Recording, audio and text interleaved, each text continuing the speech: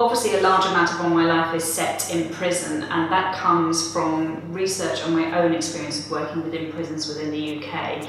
The first experience I had in prison was when I was invited to participate in a readers group alongside Helen Cadbury, the crime writer, and during which we went in and we talked to prisoners about the books that we'd written, which they'd read, and we discussed them and various other things, what it meant to be a writer, what it means to read, which is obviously a big thing when you're inside. Around about the same time, a contact of mine suggested that I might be interested in going along to a optometrist event, which is an international organisation that looks to help aid and promote the lives of girls and women around the world. And they were holding an event where they were discussing what it was like to be pregnant in prison. At this talk, I met Dr. Laura Abbott, who presented on her PhD. She is a midwife and a senior lecturer at Hertfordshire University and works very closely with the birth companions and within prisons within the UK to write what has turned out to be a very damning report on the conditions within which women who are pregnant or have had young children who are prisoners within the UK system now are kept, treated, looked after or neglected, as the case may be.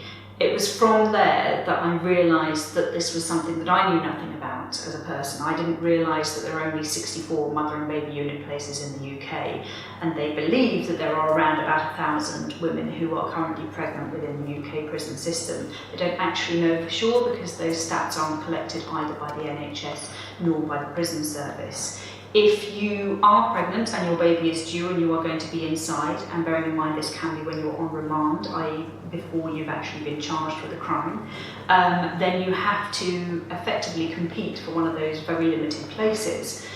That involves you presenting to a board, which usually includes the governor of the prison, social services and various other people, as to whether or not you will be given this place, or alternatively, if you don't give a place, then who has your child? If your child is taken into social services, if there is not a family member or somebody suitable on the outside to look after your child. Usually these meetings don't happen until around about the 9-month mark, so you will be heavily pregnant and facing a large amount of uncertainty as to whether or not you will be able to keep your child with you and look after your child.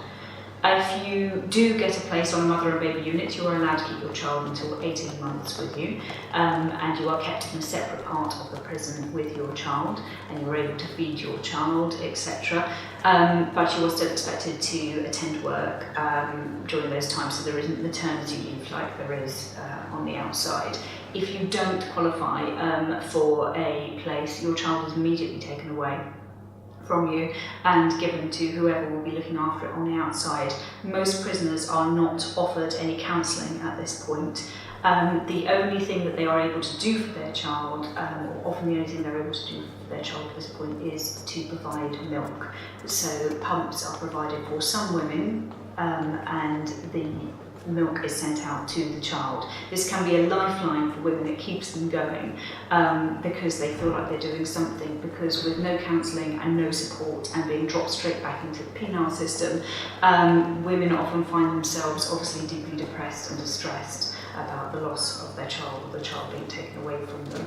I thought that this was truly horrific, and I also thought it's an incredible story and one that I didn't know about and I wanted more people to know about. And I thought about what it would be like if you were in that position. What if you were charged with crime? What if you were charged with a crime you didn't commit? What if you discovered that you were pregnant? And then what if actually you were facing down that board and realising that the person that was going to take your baby or be given your baby on the other side is the very person that you think is the real criminal in this situation, the person who really committed this crime? It gave me chills to think about it. And the more I looked into the situation and the more I worked with Dr. Laura Abbott, who very kindly shared her case studies and her knowledge and expertise throughout the writing of this book, alongside repeated visits to prisons that I undertook myself, I went on to teach creative writing there, and I still teach creative writing inside. I learned from prisoners the reality of what it means to be pregnant within a UK prison, and how we are fundamentally failing these expectant mothers. They are often not given any maternity support, they're not given extra snacks, they're not given any of the things. Now, some people I'm sure will be sitting there thinking, well, they've committed a crime. They are being punished and they should be punished. And I think that those people probably don't understand what being in prison is really like. It's not the holiday camp that it's sometimes made out to be in certain aspects of our press. It's a horrible system which is underfunded and understaffed currently, and staffed by often people who don't have the knowledge or expertise to run it. So what you're realistically looking at in some, not all prisons within the UK, is being locked up for 23 hours a day, not having access to healthcare, not having access to maternity care, not having access to a midwife, not having anybody be able to answer your questions, not having on-site healthcare were you to, for example, go into early labour. And Dr. Laura Abbott, during her case studies, found many examples of women who gave birth in prison, in their cells, because the staff are not equipped and not given the training they needed to recognise that a woman is in labour, that a woman is in danger, and that the baby is in danger. And this is happening now in 2019, and I find that really, really, really shocking.